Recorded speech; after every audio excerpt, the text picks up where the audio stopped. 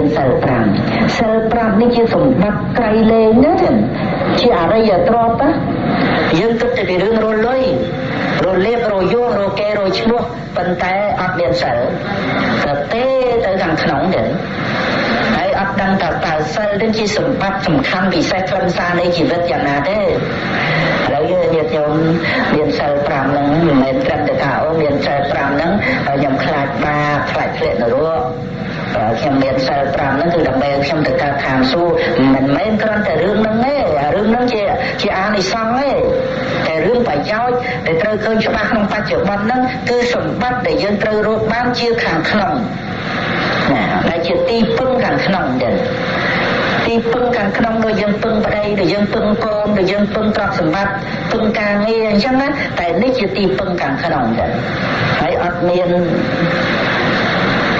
បោកប្រាស់យើងទេណាអត់ទេដូចជាសិលនេះកូនល្អ10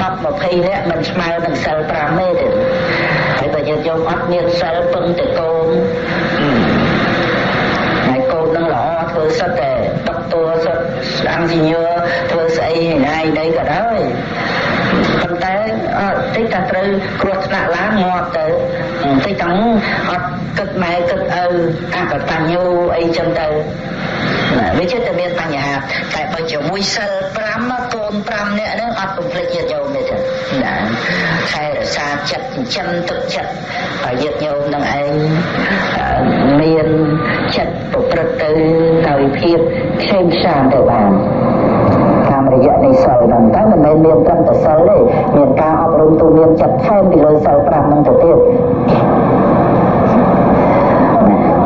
ត្រូវកាត់បន្ថយណាហ្នឹងយើងកាត់បន្ថយអំពីរបស់ខាងក្រៅដែលយើងប្រឹងប្រែងតឹងតែងតែស្វែងរកនោះហើយរួចទៅមានឧបោសថសិលទៀតអ្នកយករក្សាឧបោសថសិលជាចំណែកមួយក្នុងការលះកាមគុណជារបស់ខាងក្រៅហ្នឹងចឹងមួយខែ4ដងអីចឹងទៅឧបោសថសិលណាហើយចឹងទៅវាបន្ថែមទីពឹងជាខាងក្នុងនេះអាហ្នឹងហើយដែលយើងត្រូវយល់បុគ្គលការពុទ្ធសាសនា